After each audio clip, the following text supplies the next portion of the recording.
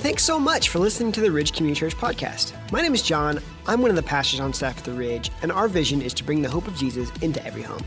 So as a piece of that, our goal each week is to bring you something that's hopeful and helpful. So subscribe to this podcast to make sure you don't miss any hopeful and helpful conversations. Hey everyone, and thanks for listening to this episode of the Ridge Podcast. If you find today's episode hopeful and helpful, then please follow or subscribe, and then rate and review so that more people can find this conversation. And if you're watching on YouTube, be sure to give us a follow and turn on your notifications so that you don't miss any conversations. Now, we've just started one of my favorite things that we do at the Ridge. It's called Live Big. This is our annual season where we really try to put into practice Jesus' words that it really is better to give than to receive. And so over the next several weeks, we get hyper-focused on giving, serving, and loving our community. Now, you can find out more about that at theridgecc.com/livebig. But for today, I am joined by the person who leads the charge for Live Big, Kelly Eger. She shares her own personal story of participating in Live Big before leading it, what it has meant to her, and some of the amazing things that she has seen come from Live Big.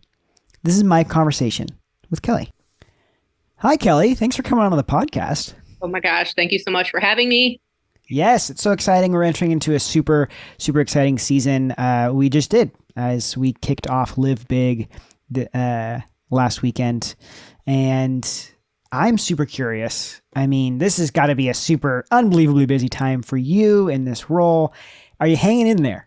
Dude, I'm living on caffeine and adrenaline right now. That's it. That's amazing. Okay. Well, hey, that's our, if we were shooting a movie, that's our intro scene that hooks you. And then it's like, but previously, it was chamomile tea. And yeah. Okay. So before all this, before you Live Big, before your current role, you started coming to the Ridge at some point, right? How did that start? How did you start coming to the Ridge? Many moons ago, my husband and I had a very young family. I think my son at the time, who's now 13, was 6 months old. Oh, wow. Yeah. And so we were that young, fresh couple who, for me personally, was new to following Jesus. I didn't even understand what that meant at the time. But we knew we needed and wanted something more for our family.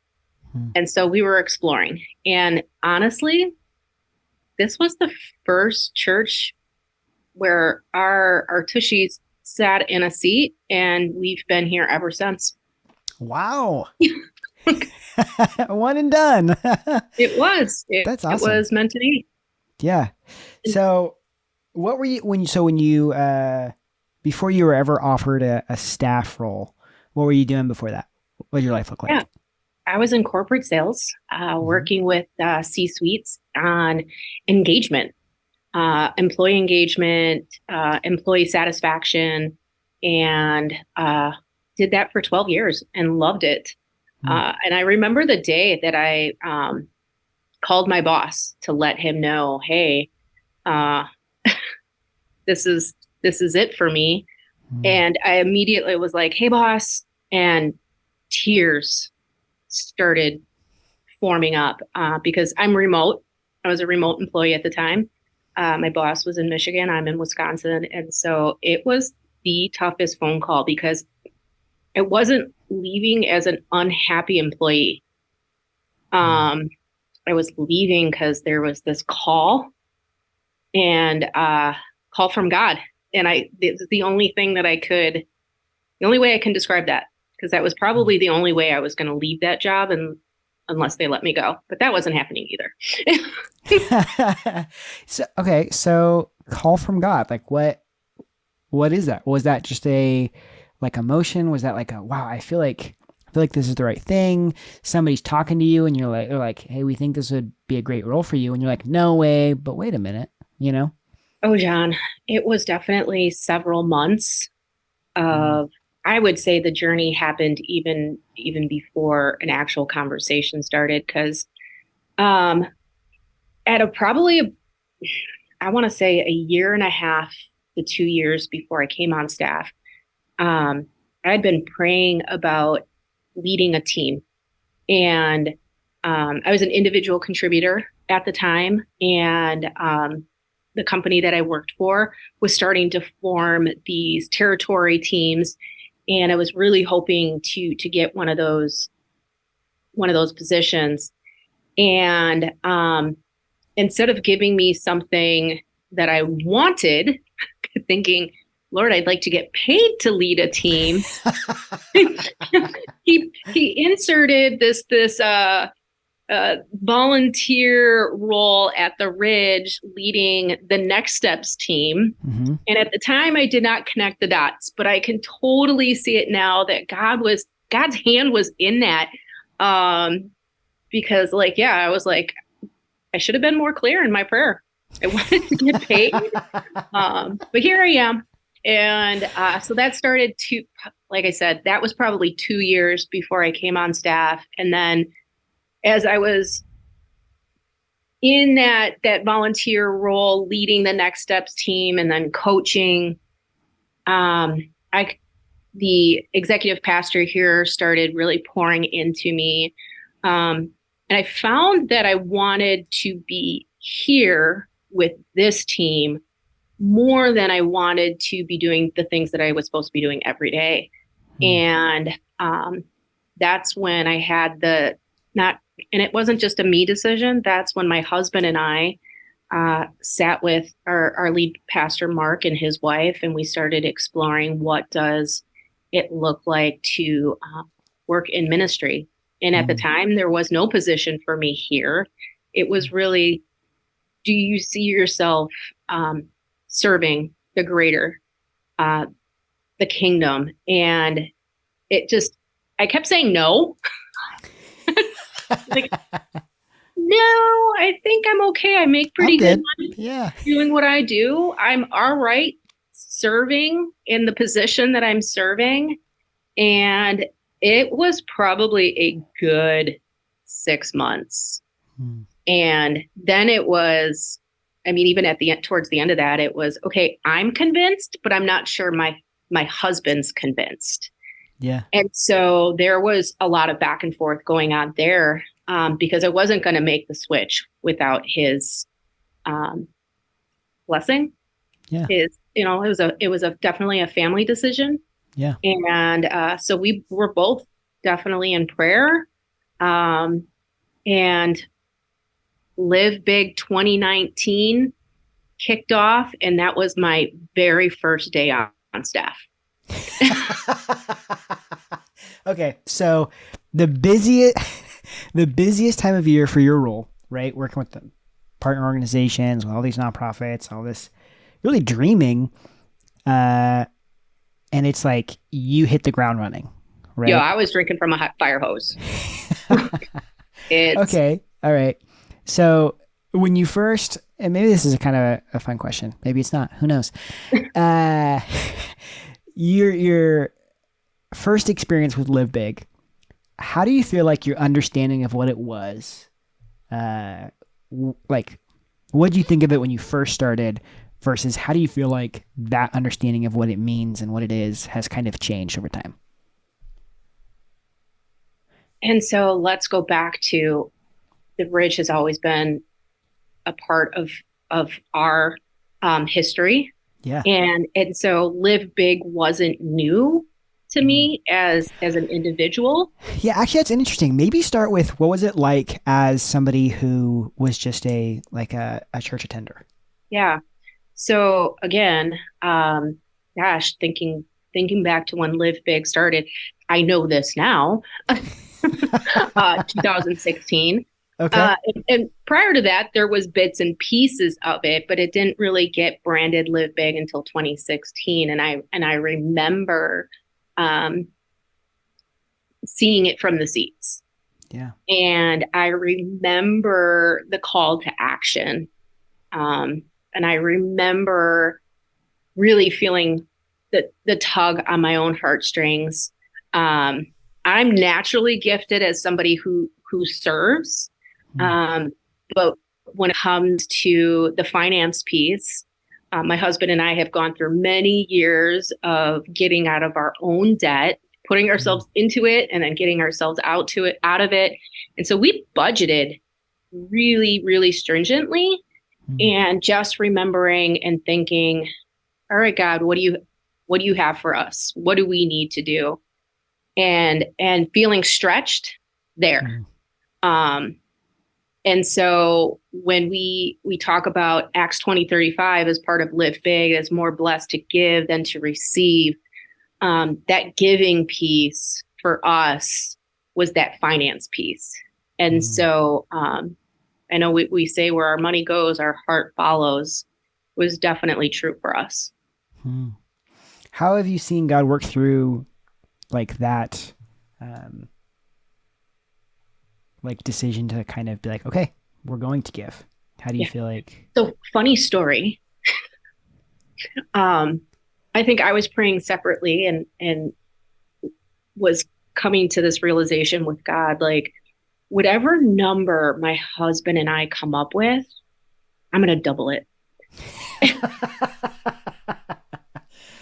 And I didn't say that to my husband at the time. I'm like, okay, God, whatever number he comes up with and says out loud, we are just automatically going to double that. And when I told my husband after he gave me the number, I think he hit the floor. He was like, there's no way. There's no way we can do this. And I said, we're just going to write the check and God will provide. And we did. And then literally 2 weeks later, my mother-in-law sent us this beautiful card with a check in the same amount for no reason. I was like, okay, if there is not a God of the universe that is listening and has a heart for teaching us lessons, this is it. Wow. You know, we could be done with the podcast right there and just drive a nice. How has it impacted the rest of your faith? Like now when you think about how does that change how you think about, giving? Well, my husband will no longer let me double. But we are very prayerful. And I think that that's the difference between what we think we can do and what God can actually do. Right. And, it's a family decision. And so more recently inviting our kids into that conversation.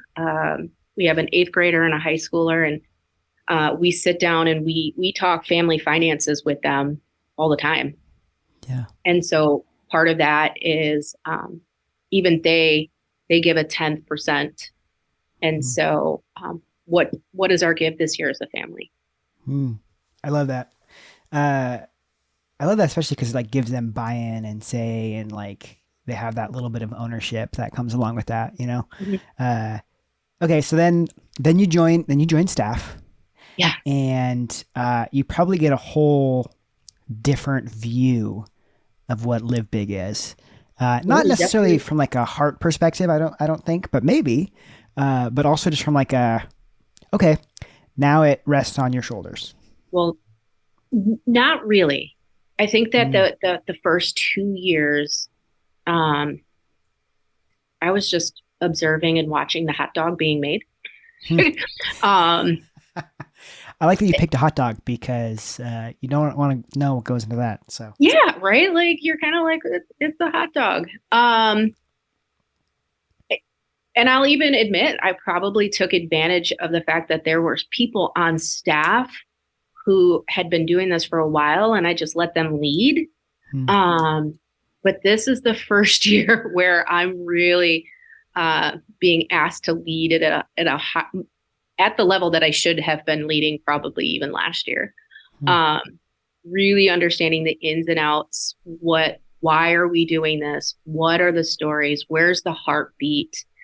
All of the questions. And what I've learned is this conversation needs to start January of 2024 for next year. Because really we live big 365 days a year. So although this is 1 month where we highlight it, what are the stories being told in February? Because this is truly the heartbeat. I believe that this is the heartbeat of this church. We're a community church. We have a heartbeat for people. And what a way to be outside of these walls and serve those that need it, that need hope, that need a little break, and just maybe need a smile. Okay, so what is it? I mean, somebody's like, as a person leading it, like part of the responsibility, right, is having, the true heartbeat of it, the full belief in what you're doing and why you're doing it, and not just kind of knowing the answer to that question, because I think that's the easy thing, right? Oh yeah, well, we know the answer. Jesus says it's good to give, right? Mm-hmm. What has made it something that is more than just like head knowledge of the right answer to something that like you truly believe and is like in your heart? Good question. And this is probably very personal for every person that comes through these doors and maybe hears Live Big for the first time. For me, like I said, it was God naturally gifted me to help those in need, that injustice. This dates back all the way to college when I actually started a community service sorority. And so I definitely know it was part of my DNA. But what I didn't know was how God weaved all of that together. And how he uses us to support those, and then tell the stories of those that maybe don't feel like they have a voice, but they're so impactful, because I don't want to how do I put this? Not the church's glory. It's not my glory. It's God's glory. And he should be the center of Live Big. And he is. Don't get me wrong. He is the center of Live Big. He is why we do what we do. But I think that was the piece for me that really had to come along as somebody sitting in a seat, somebody serving, somebody coming up with some big, crazy ideas of Winter Wonderfest. What does it look like to serve 1,500 kids in our building on one day and then getting Humpty Dumpty back together again for Sunday morning? Let's do it. Yeah. And so God was a part of all of that.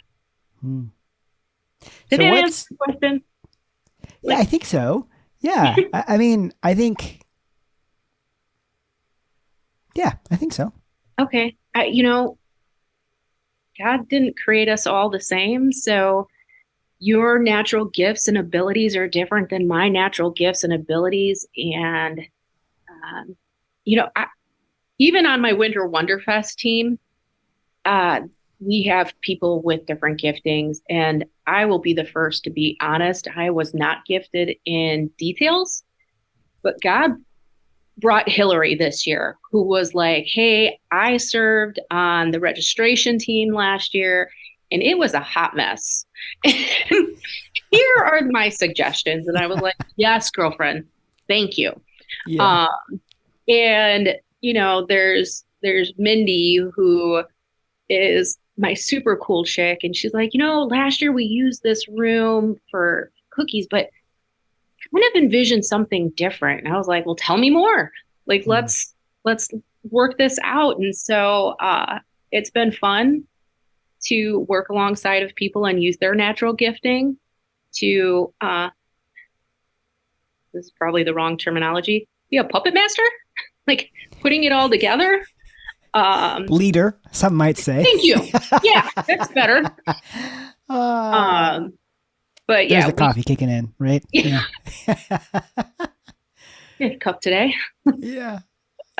So, yeah. Okay, so you've mentioned stories a few times. Are there any that you're like, every chance I get, I love to tell this story or something like that. Would I be giving away too much if I shared stories that we're going to be sharing this live big? Like, I mean, that's a teaser, right? Check out the yeah, upcoming weeks where we're going to share some really cool stories. we are going Um, to be sharing some really cool stories, but one that I shared in the staff meeting was of a lady who came to Winter Wonderfest for the first time last year, and that I mean, her whole in the story that she shared with me, she was like, I came for the my kids to have some fun and the free gift, um, which was fine that's if that's what you came for. And then fast forward a couple months later, her apartment building that she was living in, it burnt down. And so the American Red Cross, we were working with the American Red Cross. And so she came here and we supported her and her family. And she in my conversation with her, she just kept saying, things just kept pulling me back to this place. Well, we know that that's God.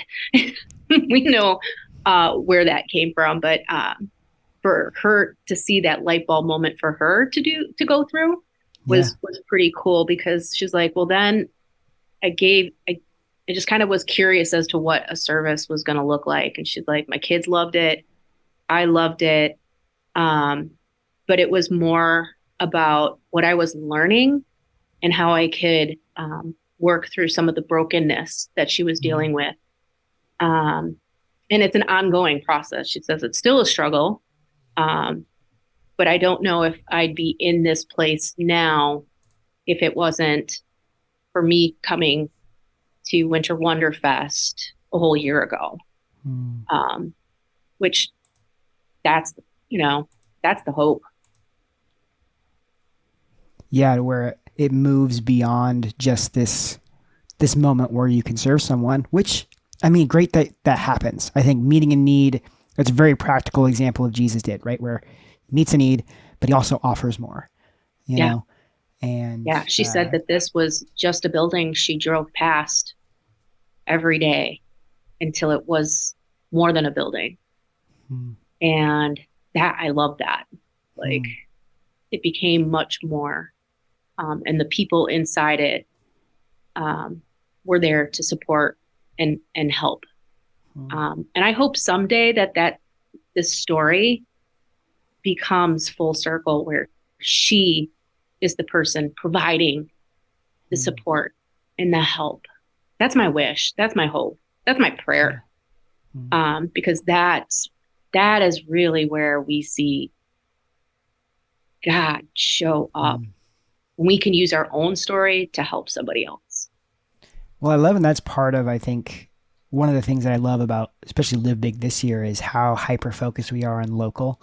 Mm-hmm. And like, there's the cool, really cool side of that, I think, is seeing that intense investment in the people that you're nearby and seeing that come back around and being able to see that. Because I think that when you start to see those stories, they're just little glimpses of God showing you, wow, this is what I can do when you let me use you. Mm-hmm. This is what I can do when you let um when you're, I mean, to use a kind of a church phrase, my hands and feet. You know what I mean? Like Yeah. when you serve other people, like I'm asking you to do, it changes the community.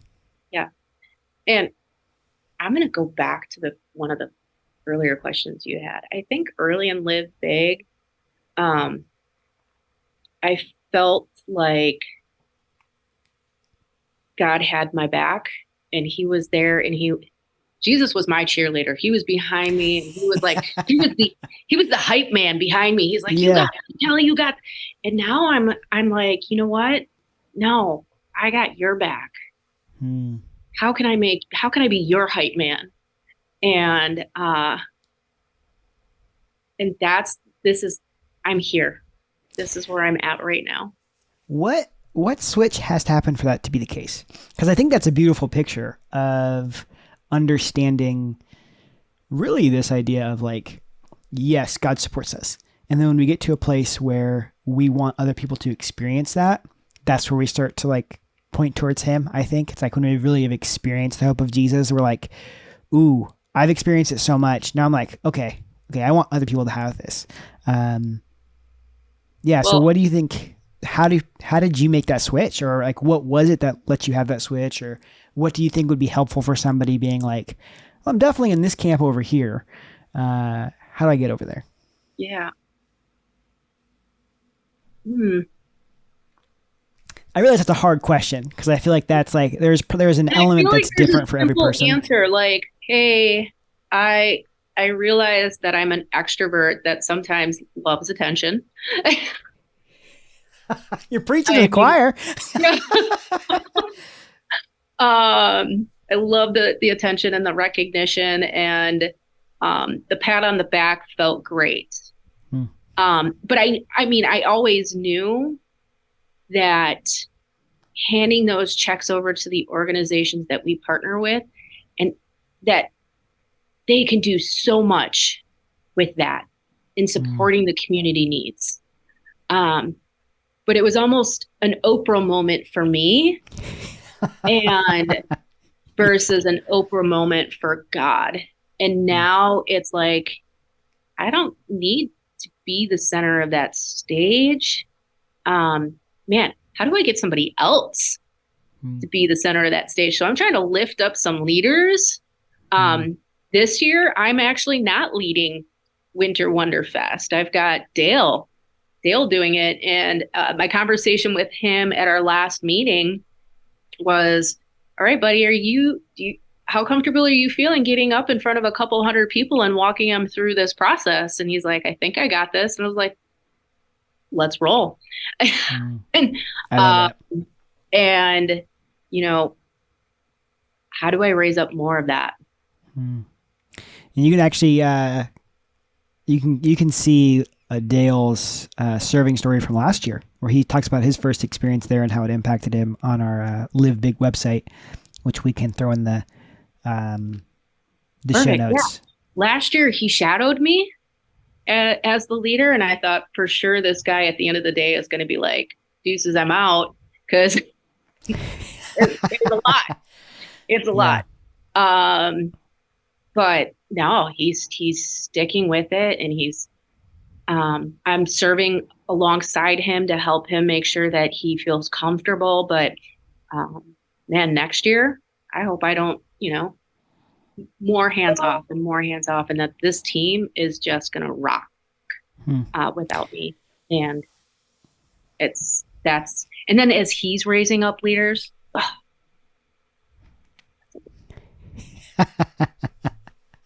Raising up puppet masters. I hey, believe. whatever. Just kidding. Just kidding. Oh, that's amazing. So I think, all right. So we've heard a lot of your like heart behind it and the why.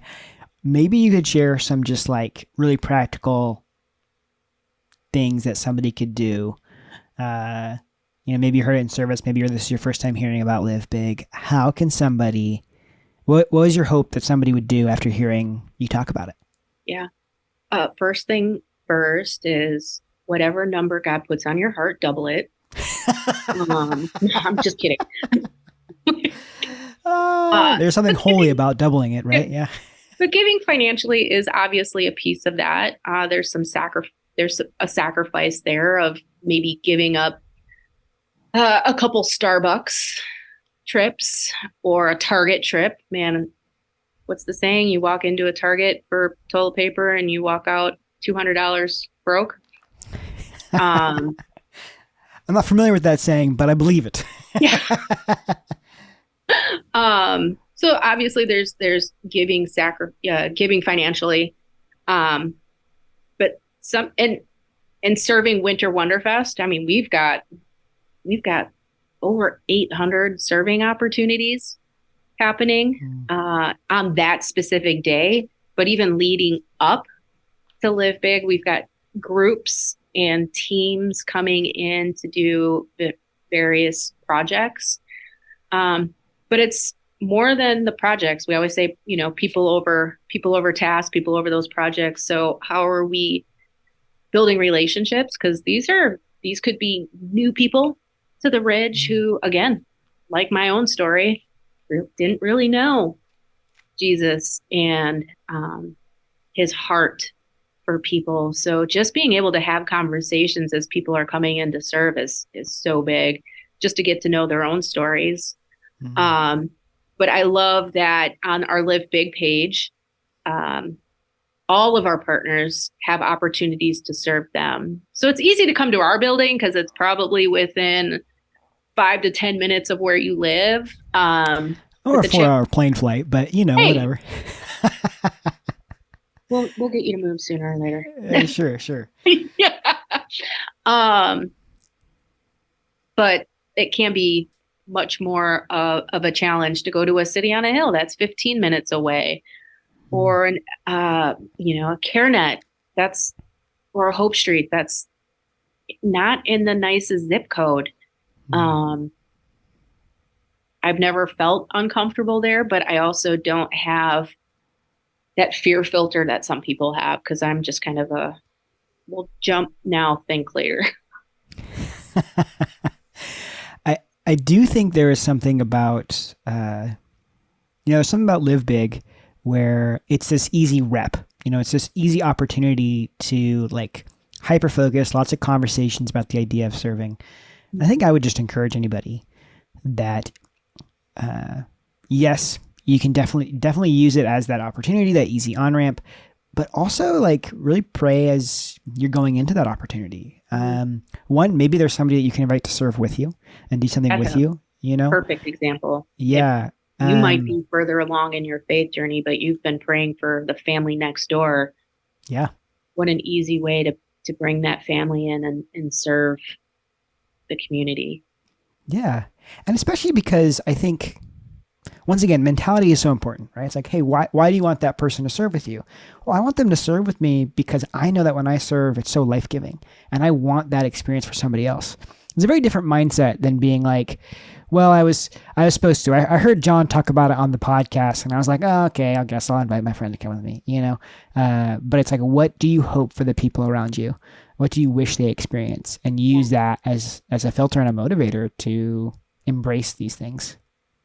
A lot of times it's just break my heart for what breaks yours, open my eyes to what I'm not seeing.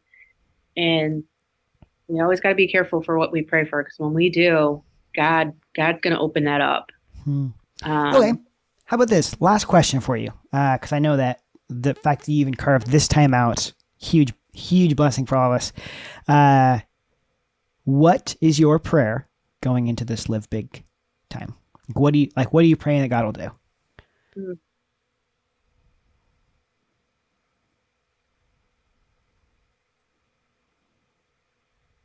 I always feel like I think I'm thinking big, and then God laughs at me.